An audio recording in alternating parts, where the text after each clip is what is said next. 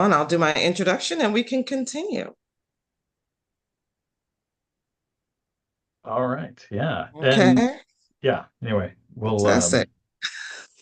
Wonderful. We're back for Lunch and Learn. Today, our topic is sales.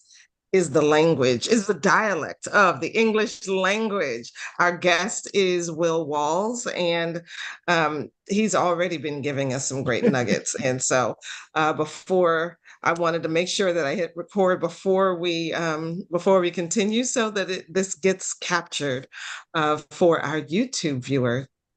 Before we get started, uh, please like this video, share it with your friends, subscribe to the channel, and put your biggest takeaways in the comments. Let us know what you're learning. And yeah, we are Nate and Simone. We talk all things marketing, and today we're talking about sales, how to have that sales conversation. And so that is my introduction. Take it away, Will. I thought we had already started, so I just kind of jumped on my well, platform and start, yeah, and sorry then about that. it's okay.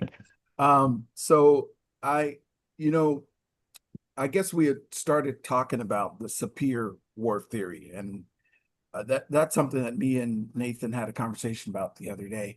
And my background, I'm a sales guy. I've always done sales, over 20 years of it.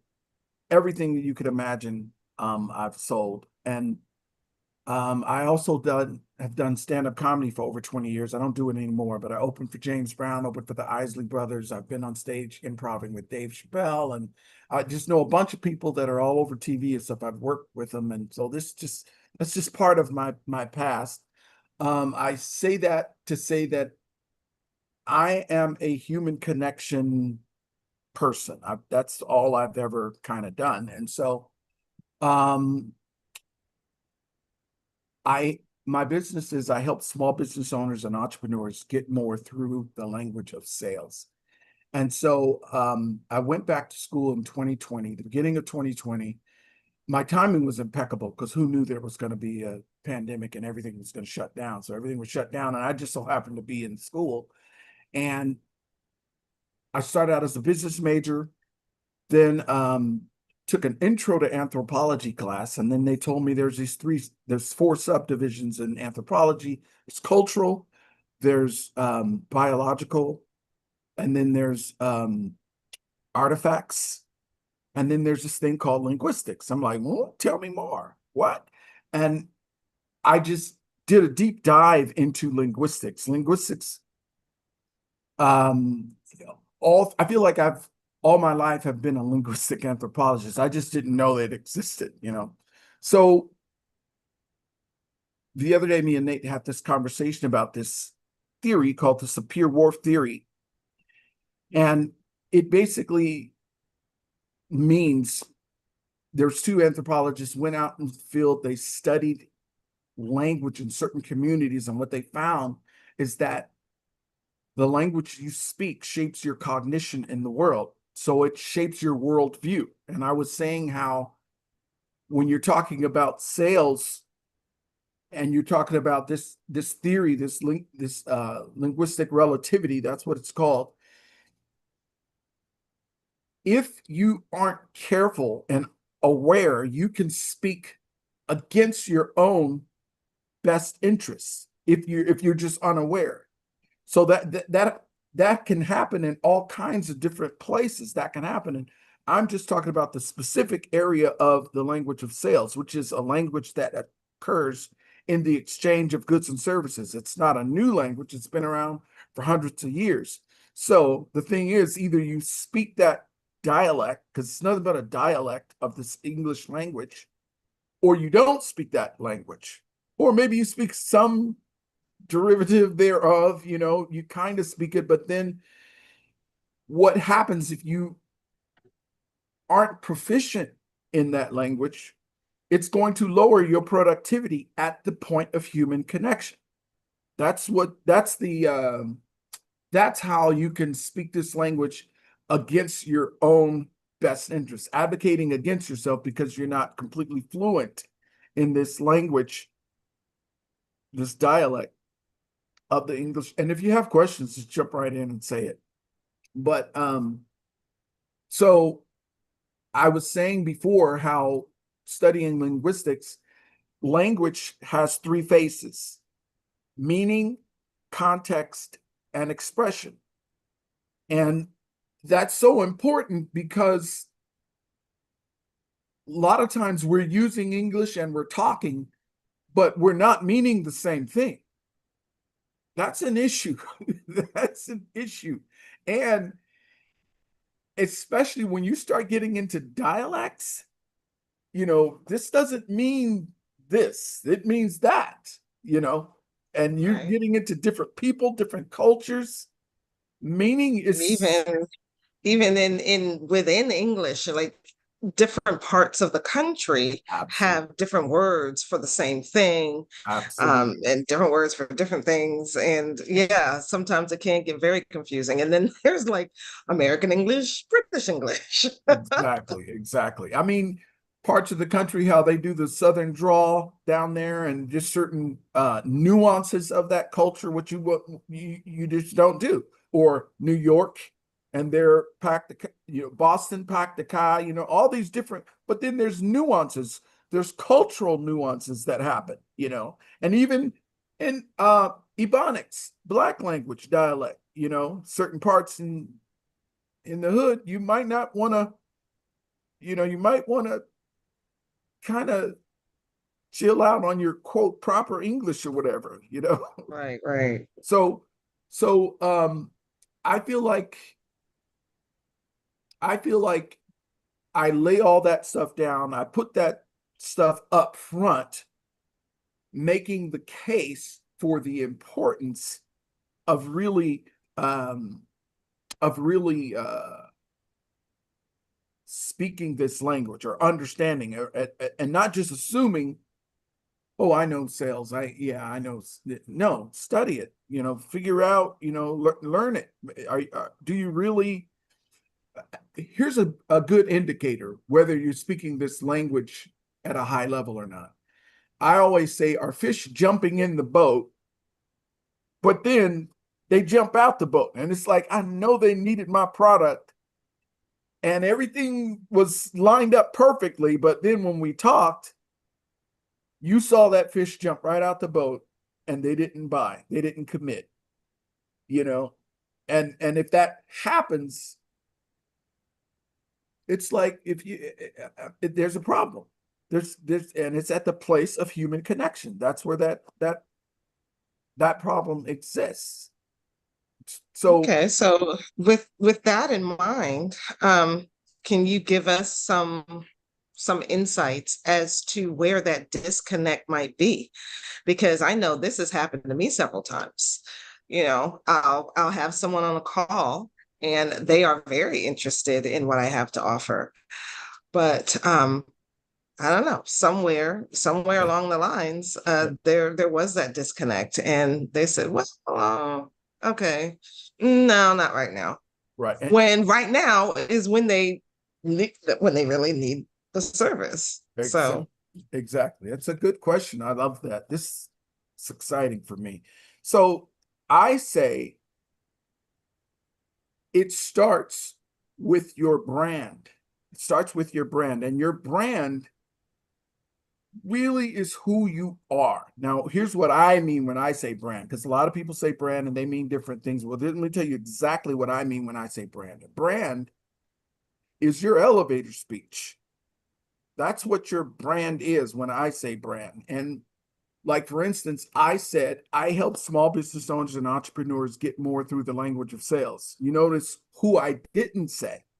I did not say salespeople. I don't work with salespeople. I work with business owners, small business owners, and entrepreneurs, because they have all this knowledge about their product or whatever, but maybe they don't know sales. So that's why I work with them. So here's the key. If I say it, you're going to doubt me. But if you say it, it's true. So that means I have to get you to say it, right? How do I do that? I have to ask questions. Right. I have to ask questions, but not just any questions. I have to ask the right questions that convey, guess what? Your value. So I can't be doing all of the talking in a sales Correct. conversation. I have to get the other person to talk. They have to be doing the talking. If they're talking, you're winning. And it feels awkward. It definitely feels awkward. It feels like riding the tiger because you don't know what they're going to say. You have no idea what they're going to say. But you have to get comfortable in that awkwardness or that riding of the tiger and letting them say, but you have to get them to say or speak about the value of you by asking the right questions. I'm trying to give you an example of this. I'm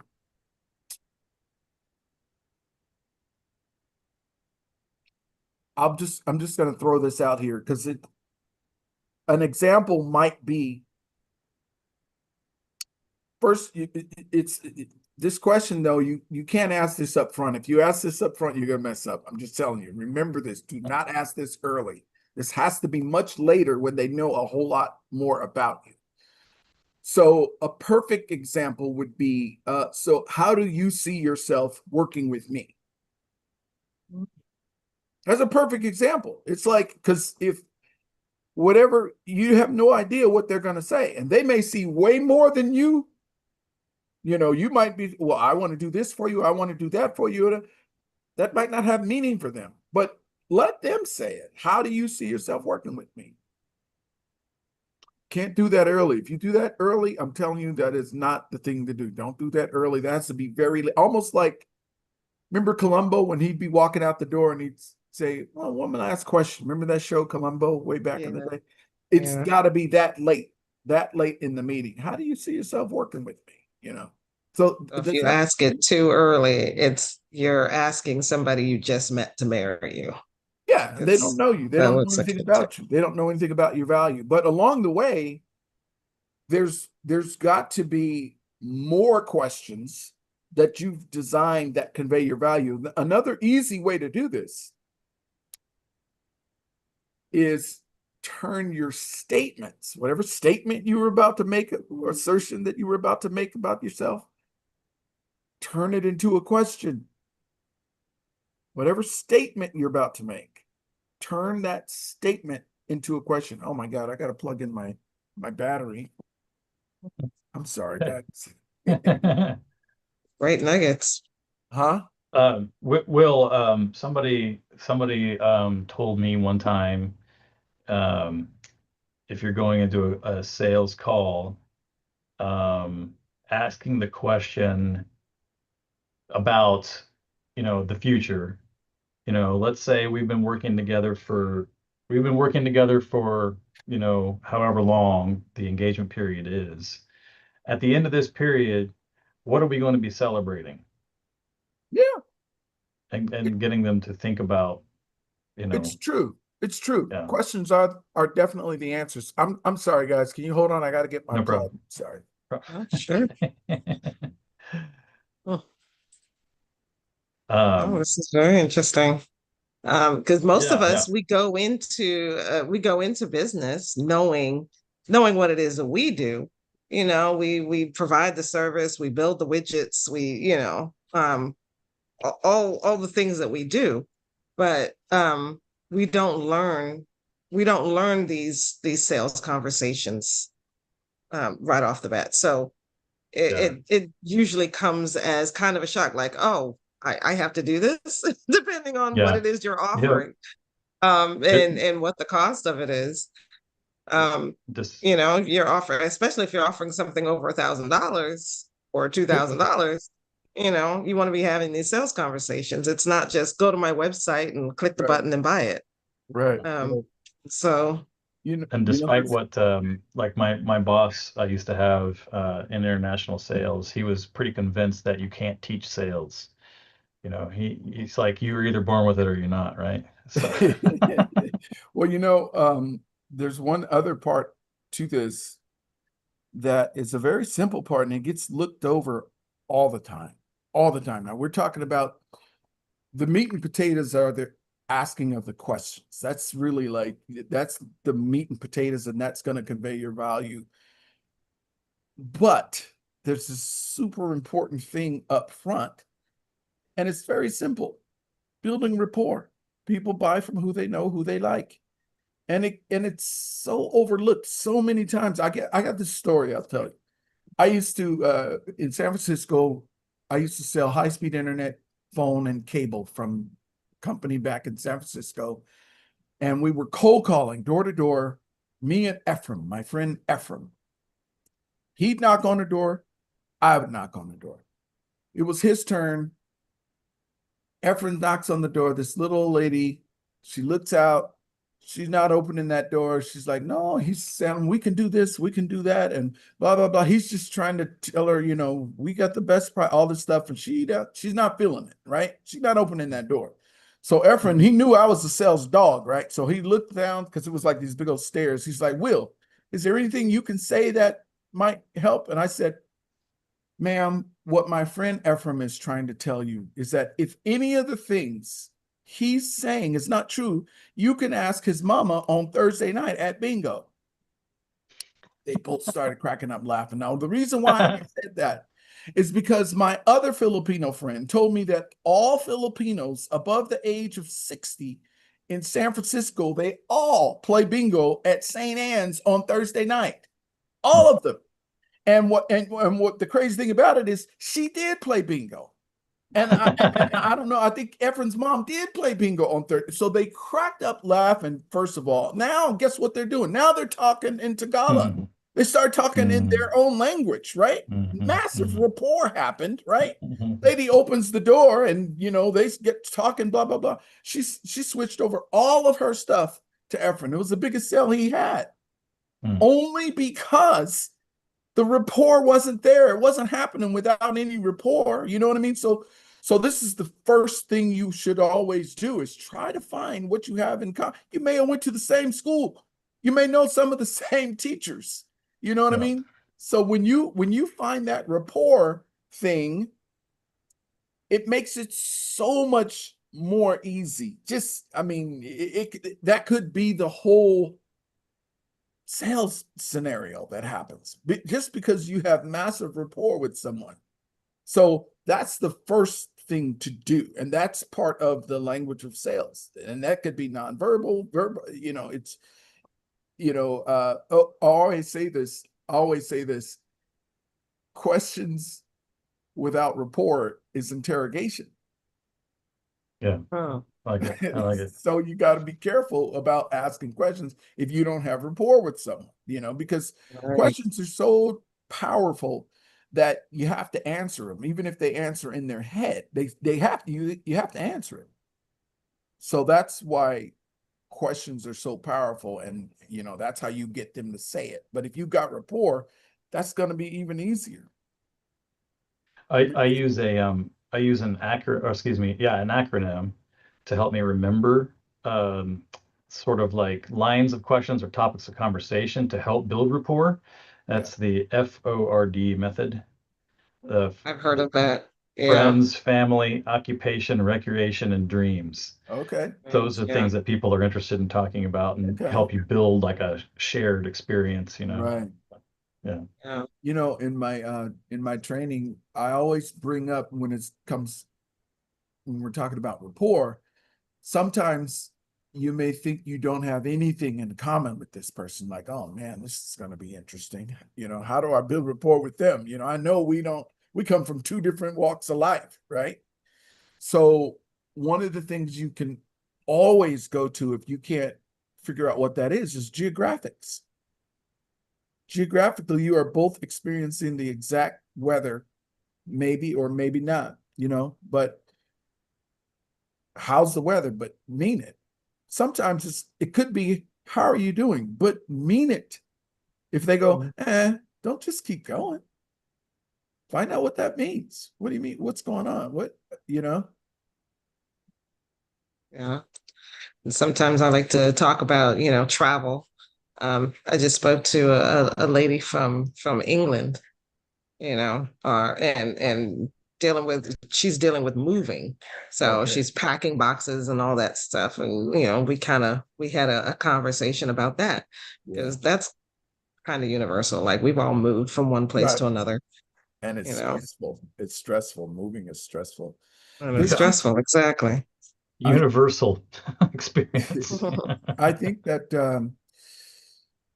building rapport, that first part is infinite in terms of what it could be. It's just infinite possibilities in building rapport. Yeah. But the point is never, you know, uh never skip it, just always be open to that part of it. It may seem small, and it's just the art of small talk, but it may seem small, but here's the other part about building rapport. Be sincere. Be sincere, Mm, because if you're not yeah. sincere, people know it. Just, they know that Yeah. you're not sincere. I mean, so it's really important to be sincere and when you're building rapport. So this goes into probably my question here. Presumably, since we're talking about sales being a dialect of English, Mhm. then that means that there's a certain some people are fluent and others are not necessarily, right? And Yes. so, what talking about like the gap there, Mhm. um, what do business owners or founders do wrong when they try to explain or pitch or sell their Mhm. products? You know, presumably it would, most people do not approach. Would you say most people do not approach it from the standpoint of building rapport first, and Yeah, that's where they go wrong? Or I think I think that most, like in every training that I've been in, and I hand out the little pen, and I say, sell me the pen, and I want to hear what people say.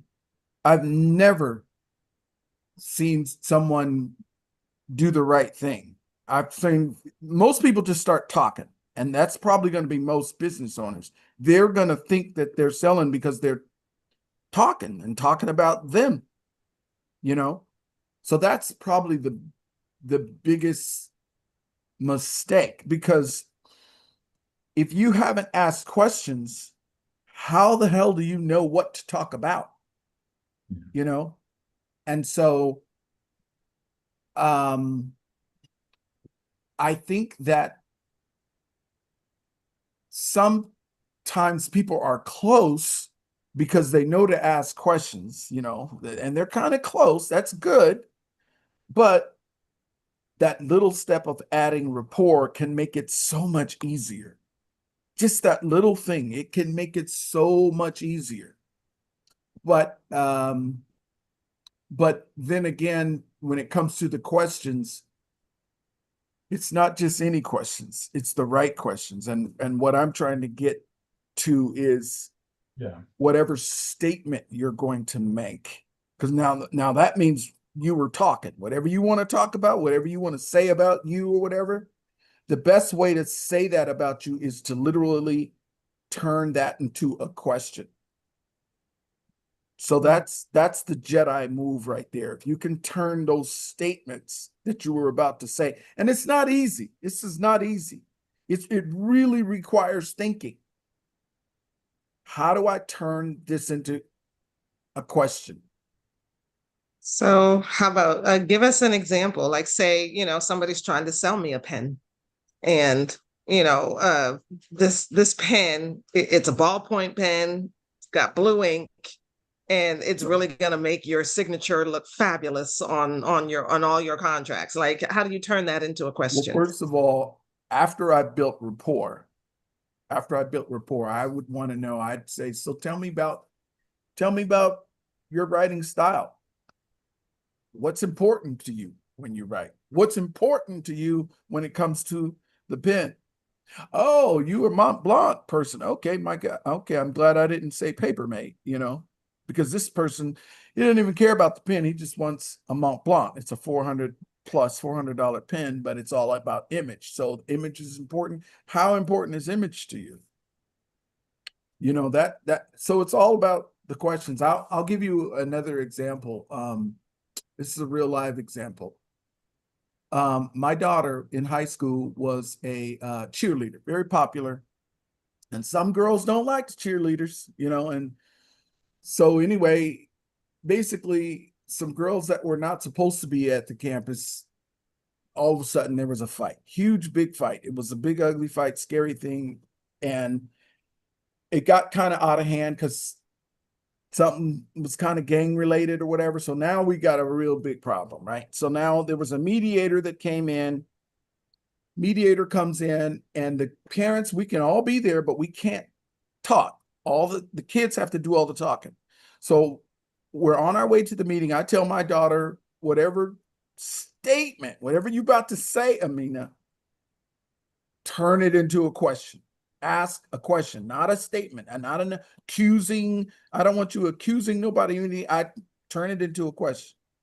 Now, when it came to everybody had a chance to explain what was going on. Everybody had to explain what was happening. So that the truth is out in the room, right? As to what's going on.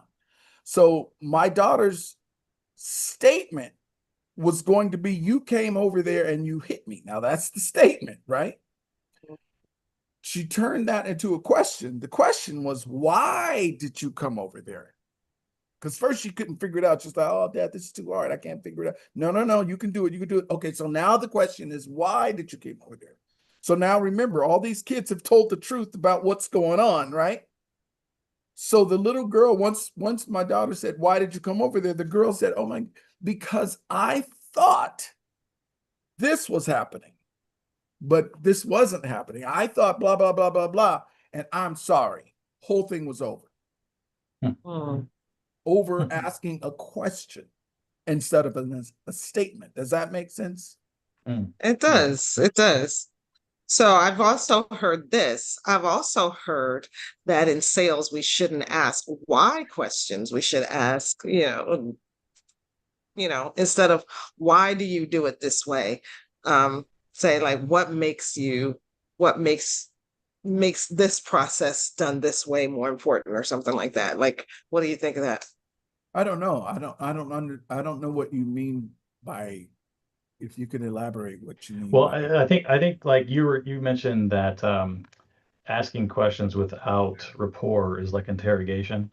I Yeah. think asking that why question feels more, makes people more defensive because it's like, why did you do this? You know, I think Yeah. I think I understand where Simone's. Okay. It may I've feel heard this they're before. saying Yeah. like it may feel accusatory Oh, I see. rather than Accusatory. Yeah. or Yeah. confrontational rather than I want more information. Right. Okay. Expand on that. So I think I like open probe questions, meaning I like tell me about, or how do you, I like those type of questions. I don't like, for the most part, I try to stay away from closed probes, but tell and how are excellent open probe questions to get more information. And all you're doing is building the case, figuring out what it is that you're going to talk about, because they're going to tell you what's important. Does that make sense? Yeah. Yeah. Yeah. So, and in this, as we're asking questions, then we're not over explaining our processes and all of the things that come with, with our offer or all of that. It kind of avoids all that. Would you say that? Because they didn't ask you about all that stuff you're talking about. Yeah. That's for you. They didn't Yeah. ask you about that, and that's the annoying part of sales. That's where you annoy people. You start talking about all kinds of stuff that they didn't ask you about. They only need one reason to do business with you, right? They only need one reason. And that reason has to come from them. And if you can make them say it, they can't even object at the end, because you're the one who said this, you're the one who said that. So that's where you're building a case. That's why attorneys ask questions. They ask questions. You incriminate yourself. Yeah. Stand. That's what that is. That's why you read your Miranda rights. Yeah. You have the right. They warn you ahead of time. Yeah, you have the right to remain silent because you're gonna sing like a canary. That's what's. I mean, Yeah. I don't know if that. Here's a question for you. So do you think, in your experience, that there are certain industries or certain professionals that tend to struggle with this more than others? I wish I could tell you, but I don't think that there's any. I don't think that there's any. I, I just feel like sales is a universal language, and either you speak that dialect or you don't, and it's across everything. Because we can't escape language. It's like the air we breathe.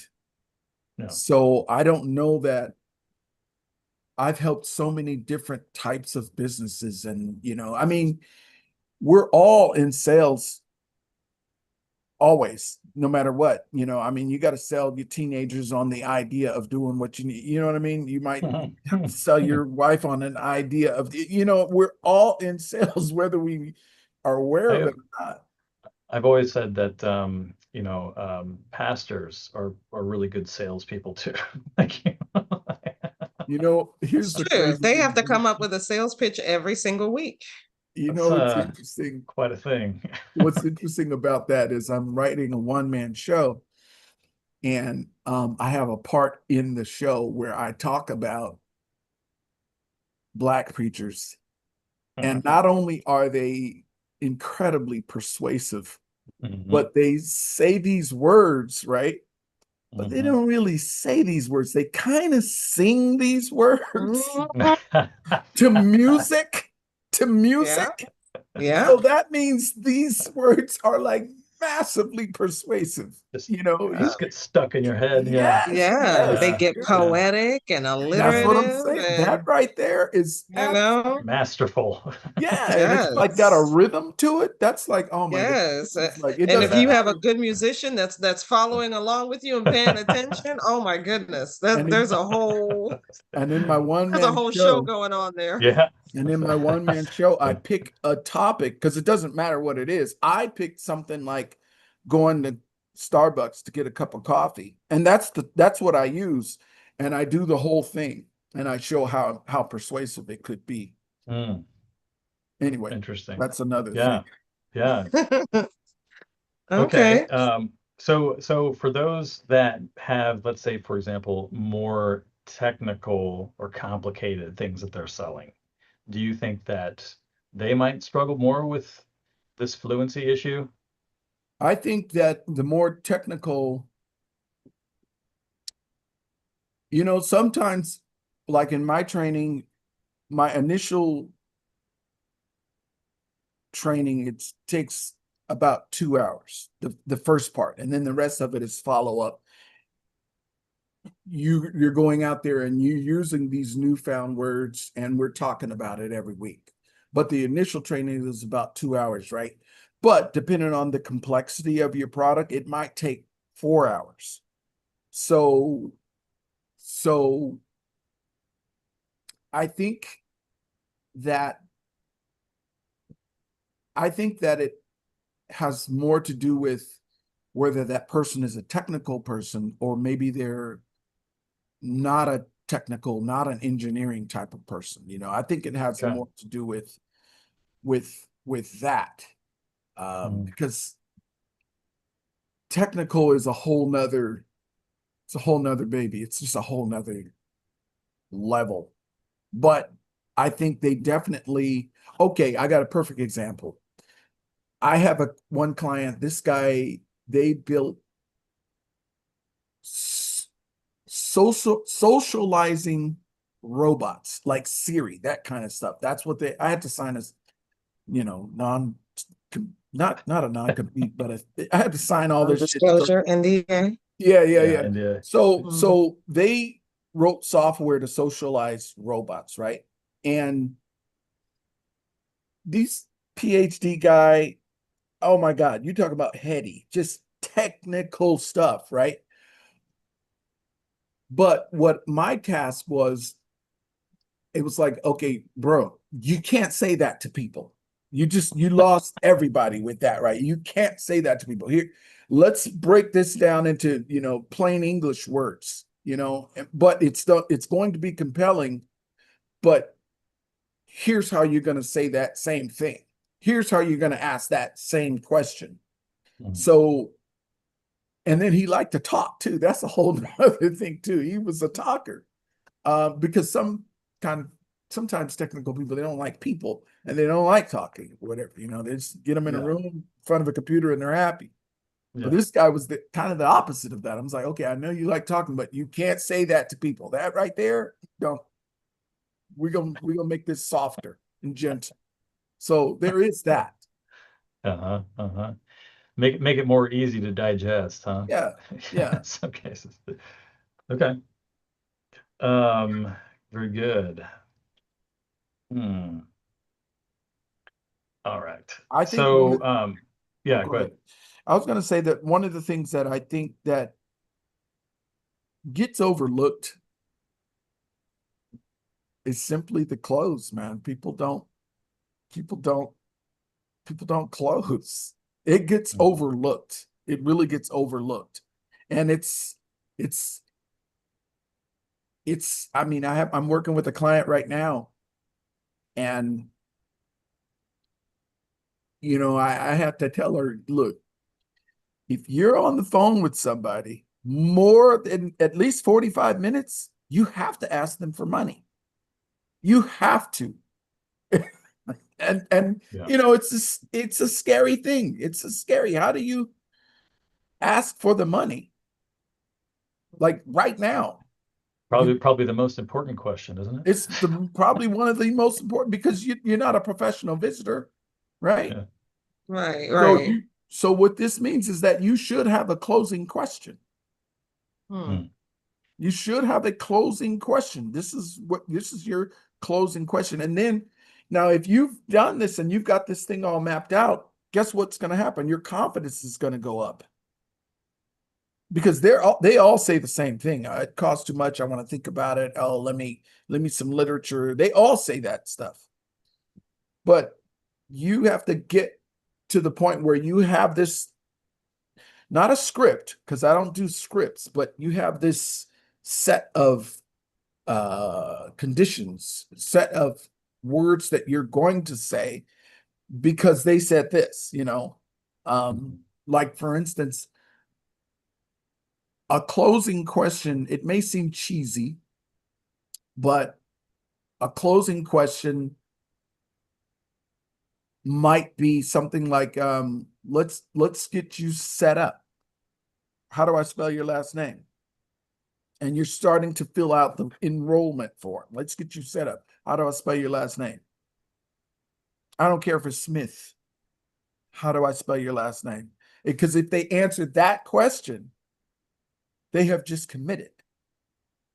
You see what I'm saying? You're not asking to pay. That's an operations type of question. That's like, okay, and then we get to the payment part or whatever. But if they're filling out the form, if they're being enrolled, they have just committed to doing business with you, to moving forward with you.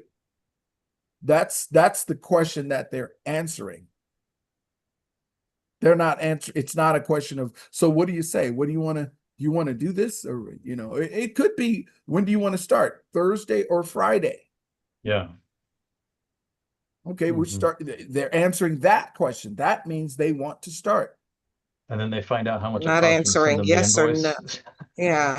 They're not answering yes or no. They're answering when am I starting? The assumption is yes. Absolutely. Yeah. Always assume that they're going to do business with you. Always. Yeah. That's positive assumption. That's my favorite. Always assume that they're going to be business with you, always. Do you feel that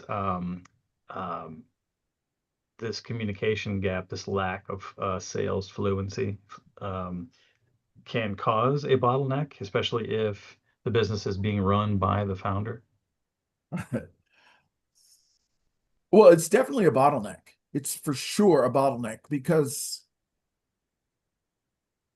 if, I mean, a lot of people are pretty successful for whatever reason. They just are. They do business or whatever. But if they have this language down, their productivity can go through the roof at the place of human connection, especially the business owner, because you have all the answers. You know everything about the business. So if you're highly competent in this area of human connection, you could be pretty close to almost 100% closing ratio. That's where it should be, close to 100% closing ratio, especially if you're the business owner. My former wife, she was my first client. She used to do wedding cakes. And so she did a wedding cake for this lady, spent all this time with her, and it was like a couple of weeks. She rented pots and pans and made demo cakes and all this stuff. And then the lady and her mom didn't do it. So she came in, mama was mad. She's throwing pots and pans. I can't believe it. I spent all this time with it. And I said, well, you want to learn this language? You don't want to learn some sales skills? And she was like, matter of fact, I do. Sat down with her pen and pad, and I just took her through what she should say to these people and what questions she should ask and the closing thing or whatever. She went to 100% closing ratio. If you sat down with the cake lady, it was done. And here's why, though. Let me just say this last thing. The reason why, especially for business owners, they don't have sales representative on their business card. Nobody is expecting them to be fluent in the language of sales. So the resistance is pretty low. Nobody's, I come in the door, I got sales representative on my business card. The resistance is, okay, I don't want this guy to sell me. So they're like, but it doesn't matter because I'm fluent in that language. It still doesn't matter. But if you don't have, sales representative on your business card, you're just the business owner, nobody's expecting you to be fluent in the language of sales. So Ninja. it's going to work even better for you. It's almost like a Trojan horse kind of situation. Yeah. We talk a lot about, or I talk a lot about, being more visible, viable, and valuable. Building a business that's more visible, viable, and valuable. I would say that as far as viable, that goes into like creating a business that's more predictable, especially revenue wise, right? If you have this type of a system in place, I would think that obviously increasing your close rate is going to help increase your bottom line, right? Yes. So yes. Yes. If you're better at this and it's more predictable, it's a confidence booster, like you said, for yourself, but then obviously it's boosting your bottom line as well. Absolutely. And presumably it's a system, it's a way of thinking about things that Correct. can be repeated Correct. and done again and again and again. Correct. Which is way more useful, way more valuable Correct. than trying to wing it every time, right? Correct. Correct. And it is definitely a way of thinking, and it's almost you're going to be comfortable in the uncomfortable because you don't know where it's going to go. You don't know what they're going to say. And it's definitely increasing your productivity at the place of human connection. That's what I always say. Yeah, I like it. Sounds great. So I think we've kind of touched on this, but how exactly do we become more fluent in this? You work with me.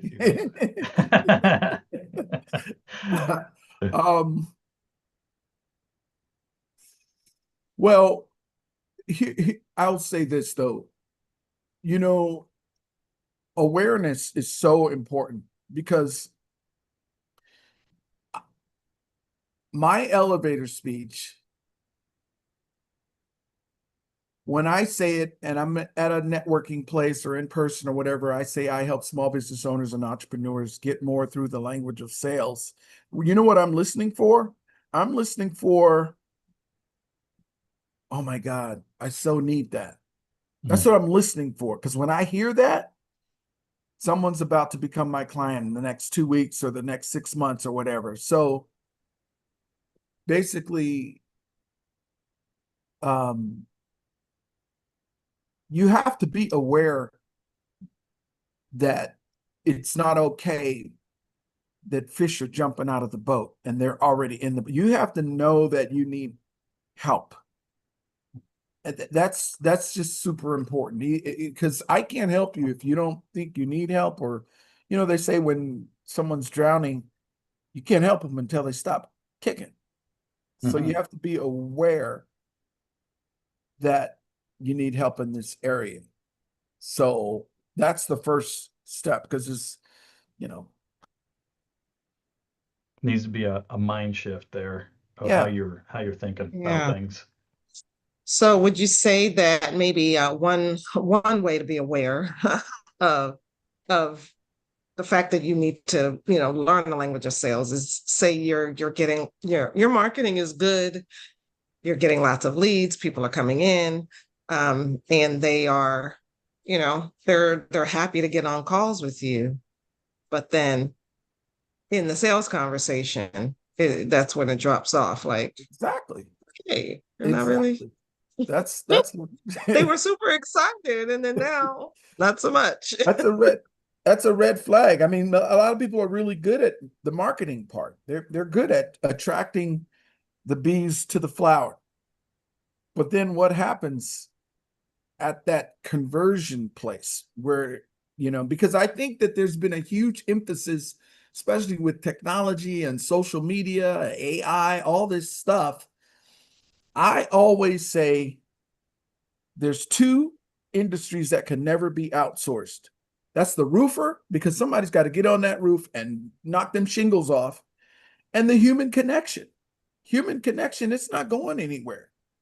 No matter all this social media, marketing, advertising, all this stuff, it's going to crazy levels.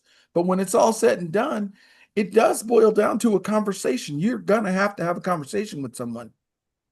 What was your question? Did you? Um, oh, my question or Nate's? Your question. Just I guess what is it? What is it about, that conversation that just kind of that makes people drop off if say they're in a conversation with somebody who has expressed Yeah, genuine interest. that's a perfect example. Perfect example. In other words, are there words that were said perhaps in the conversation that made them lose interest? Do you think? I Or I kind of think it just goes back to too many words being said.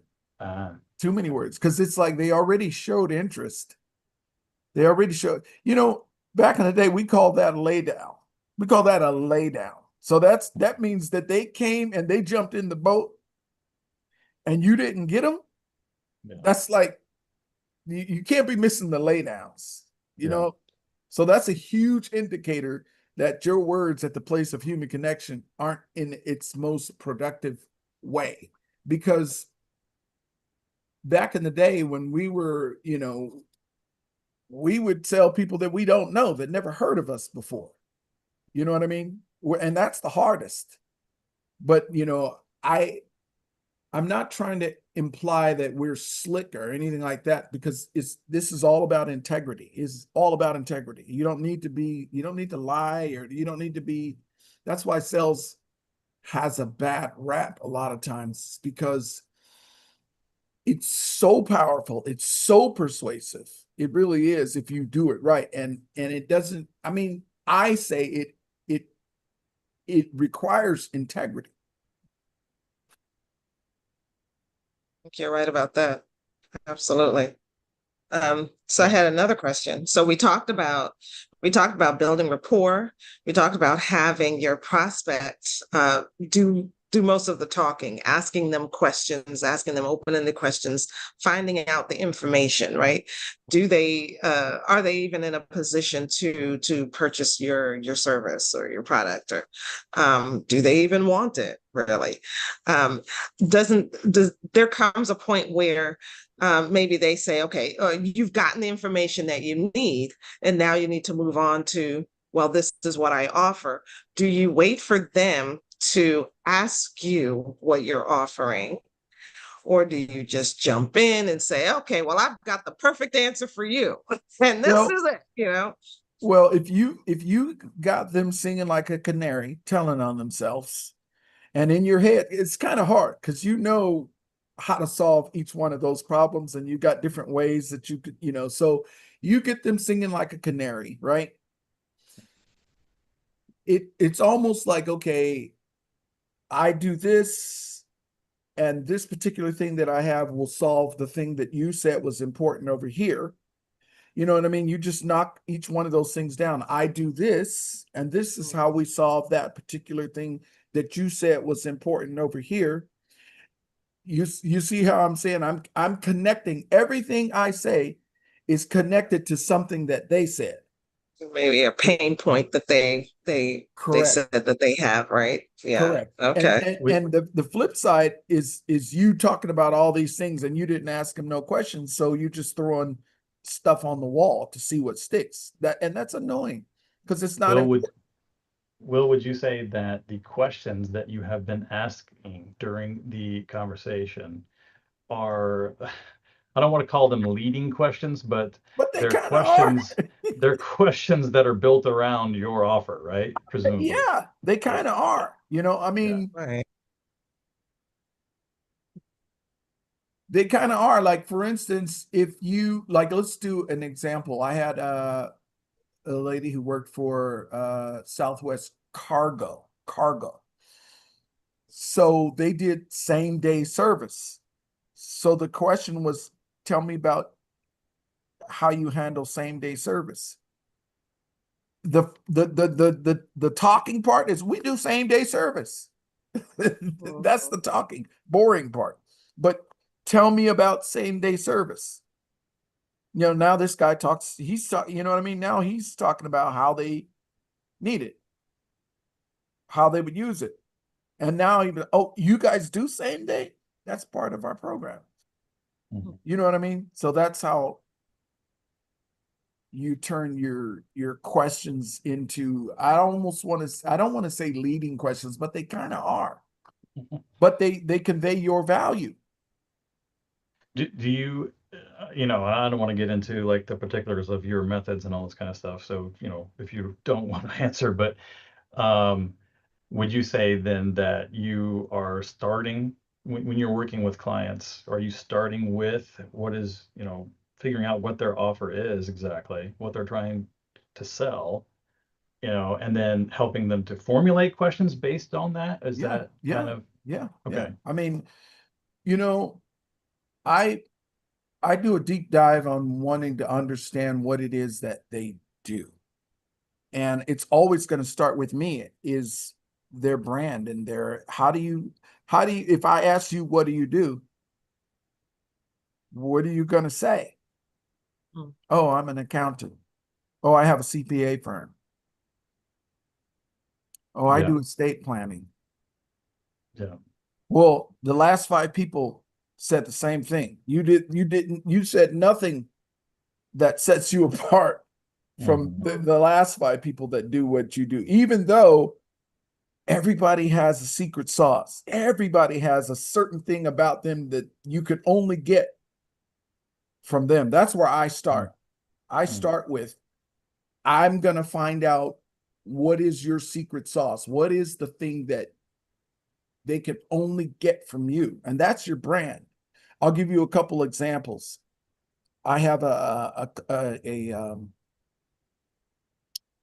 attorney that I work with, and she does estate planning. So her elevator speech is, I give meaning to the words rest in peace in the now, mm, mm. because That's good. she's giving people peace of mind. That's the fact. That's Right. the truth. But now, Yeah. And that's what I was thinking. It's like, who people don't like lawyers to begin with, right? And it's like, okay, I'm an estate planner.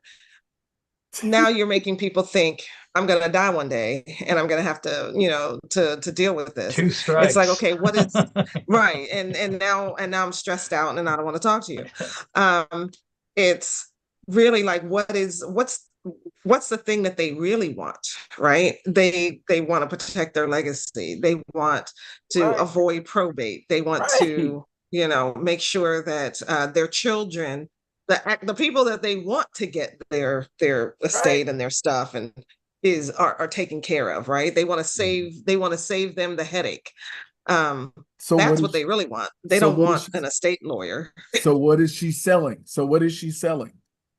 right? She's What is she selling, selling? She's you want to selling sell peace of mind. she's selling peace of mind. That's what Yeah. she's selling. Yes. And that separates Yes. her from everybody. Ain't nobody came in the room who does that. Nobody has said that. You know what I mean? But that's what we Mhm. came up with. And it works. It's on all her marketing. It's on her business. It's everywhere. That's how she comes into the room. I give meaning to the words peace, rest in peace now. So Do that's you an example of where we start. Now, all of her language, you know what I mean, in her sales process is going to match that. That's Mm. what they're going to get. That's her brand. Yeah. That's what I mean when I say brand, but that's how I work with clients. I find out what are you selling? What are you Yeah. selling? Like back in the day when the market was less than 3% penetration in terms of cell phones, I was in that industry. This is like nobody had cell phones. Nobody. And there was pay phones everywhere. Remember that? Yeah. So what were we selling? We were selling Selling connection. we were selling increased productivity. If you were in your car and you were CEO and you have to drive an hour, Hmm. your productivity is somewhere, you're losing productivity because you can't talk to people. So what did we sell? We sold increased productivity, and we would do this little math equation and we would work it out. And it's like, okay, this is how much productivity you're losing because this is how much you make an hour. This is how much uh you're losing in increased Yeah. productivity at the end of the year. Yeah. Anyway, so you have to figure out what it is that you're selling. Do you advocate for using scripts? I I no, I'm big on no scripts because I feel like a script is it's not authentic. It just doesn't come across in my mind. That's very salesy, and you can tell when someone's reading a script. I feel like why read a script when you could be present to the now, to the moment, and just tell the truth about what's going on. It's just authenticity is not, I feel like authenticity is not a script.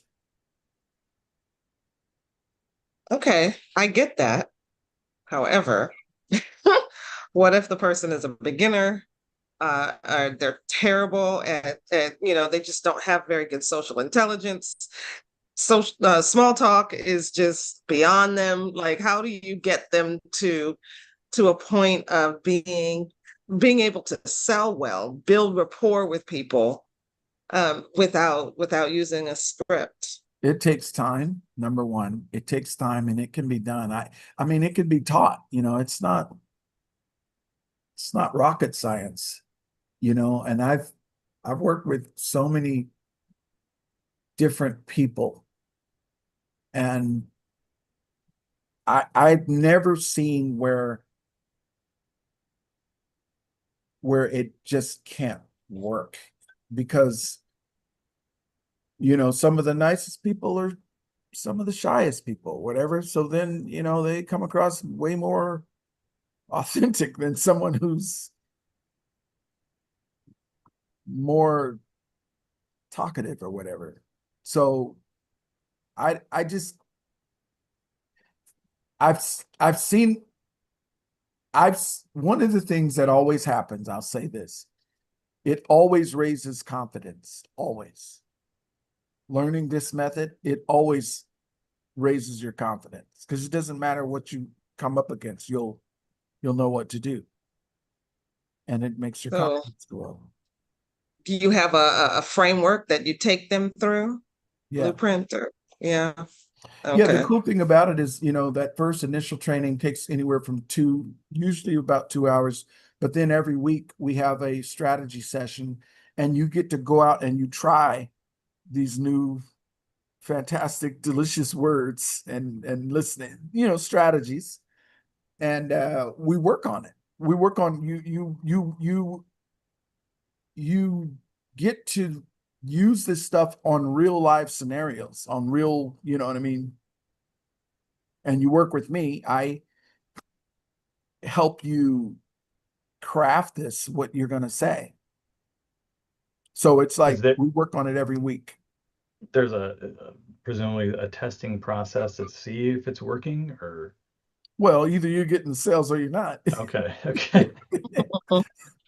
Oh, here's a question that just came to my mind.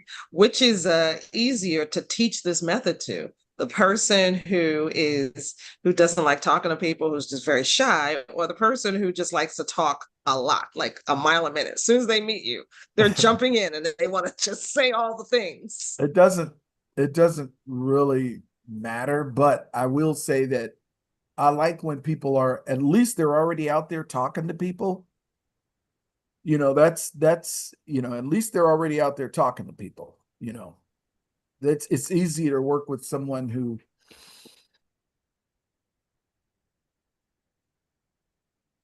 Oh, you muted yourself. Oh no, your Philip. audio went out. Okay, there we The go. most important thing is working with someone who wants help. That's the most important thing. You have to want help, whether you're shy or, not shy. The most important thing is recognizing that you need help in this area. That's the most important thing. All right. I think it's that way in the coaching business too. The people who get success are the people who are coachable, who are willing to listen to what you have to say and actually adopt your methods and take it on, at least give it a try, Right. because it's going to be different than what they're used to. Otherwise, you wouldn't need a coach, right? Yeah. So, Yeah. yeah. So I think that, you know, it's very exciting doing this type of work because it really, I've seen people get to 90 something percent closing ratio.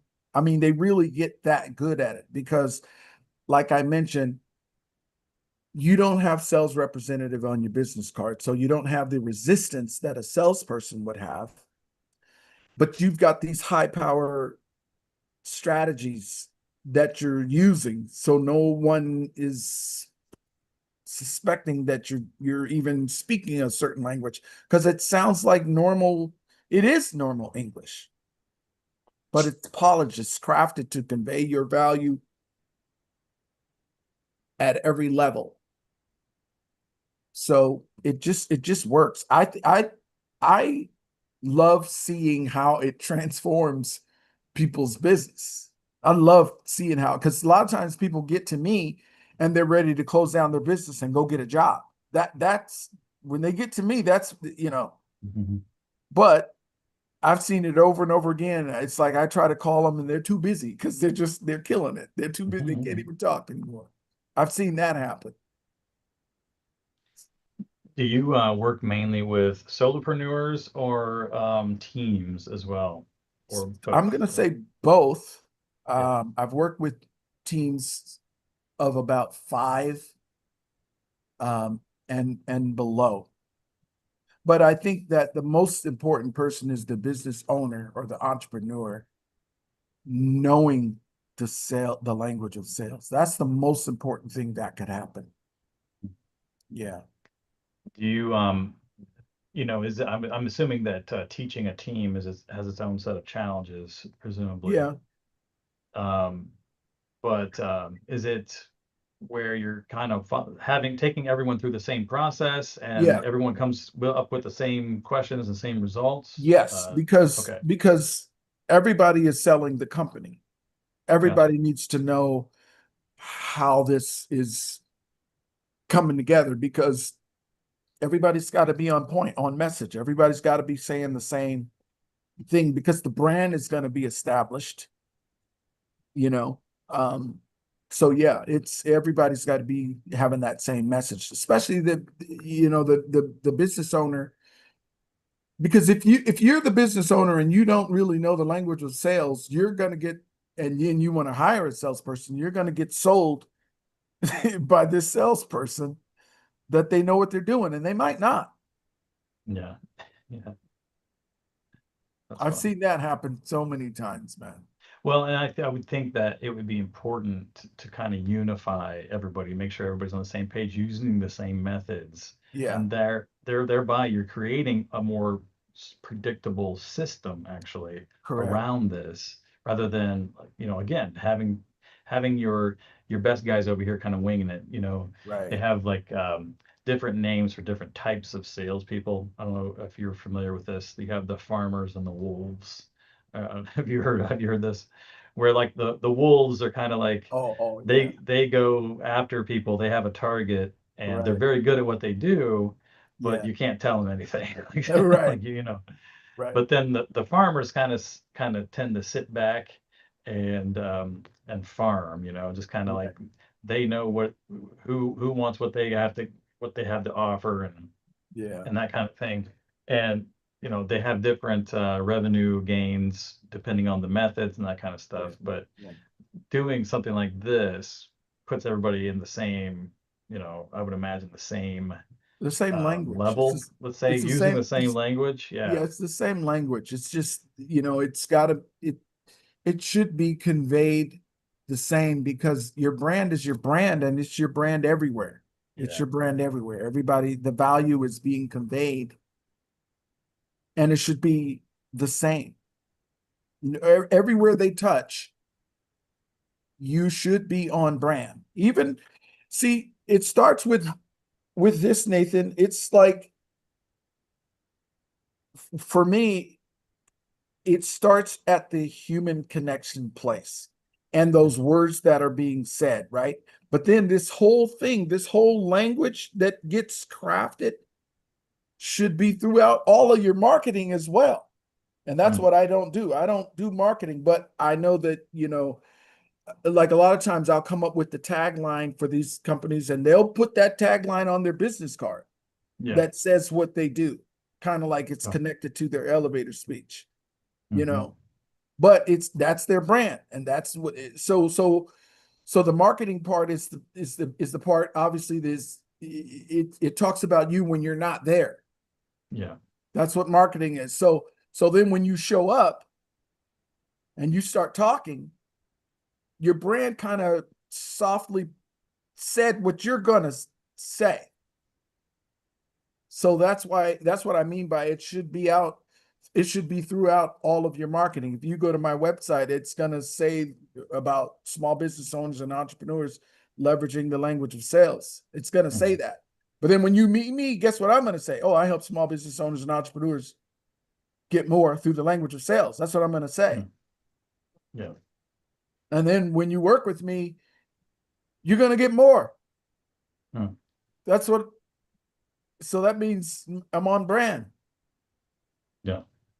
you know? Good. So, but Yeah. it all starts with the language. Mm. I like it. I love it. Any final thoughts for founders who Um, might be struggling with this? um, well, I I will say that, you know, okay, I would say invest in yourself. Invest in yourself.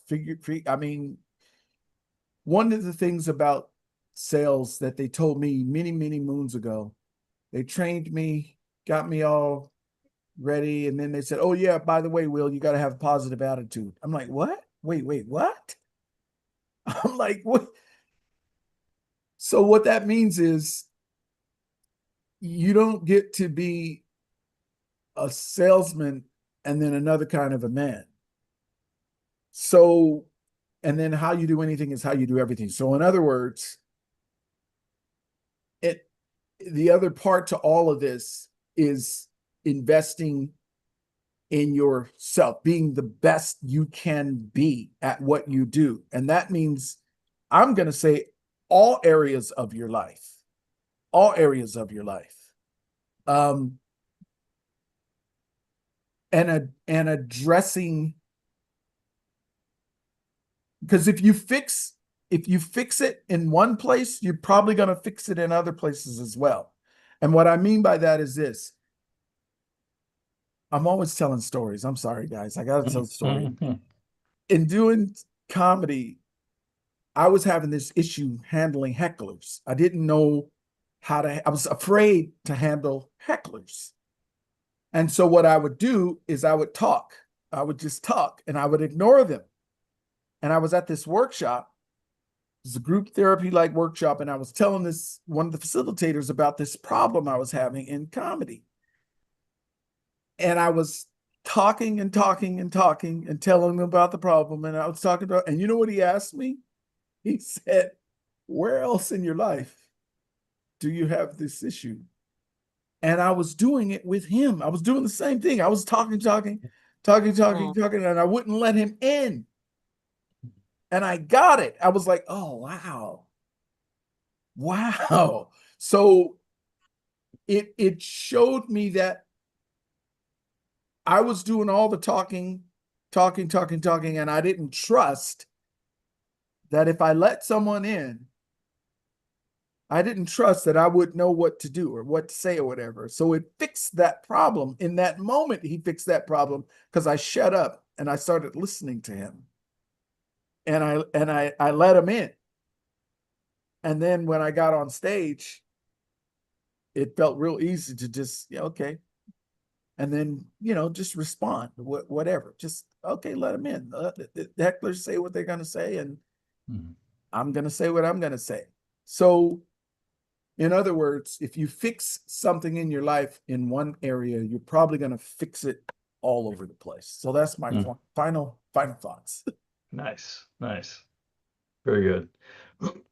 Okay. Excuse me. Will, where can people go to learn more about Will? I just put my website in the chat just now. Okay. And that's how you can, if you're trying to, you know what, I guess I could put my phone number too. Should I do that? If that's how you like Sure. people to contact you. Yeah. Well, I'm just saying, if somebody's really wanting to, that's my You're watching us on YouTube. The website is willwalls.com. yeah. Will W Walls. Either way it's going to get to me. willwwalls.com. Either way. Oh, you got them both. Okay. Either way. Smart. I even have iamtheproduct.com. Oh, okay. All right. Yeah. Nice. Smart. Okay, wonderful. Thank you so much. This was very, very eye-opening, and we appreciate it, learning about brand and learning about building rapport and having the person who we're selling to actually do the talking. And it's really counterintuitive, I think, to a lot of people when it comes to sales. So we learned a lot today, and we thank you so much, Will, for coming and talking to us. Yeah, and one more way to create a system in your business and make it more predictable. So I love that. Absolutely. Bringing in leads is not the only thing. Now, once you have leads, now you have to convert them. So it's about having that conversation. Yeah. I really Be the hard thing, your life will be better. All right. I really appreciate you guys asking me to come on. This is really fun. I love this topic, obviously. Yeah. Yep. Well, Absolutely. that means that you're doing what you're supposed to be doing, right? That's what they say. All righty. Thank you so much. And I'm gonna end our YouTube. You on YouTube, put your biggest takeaways in the comments and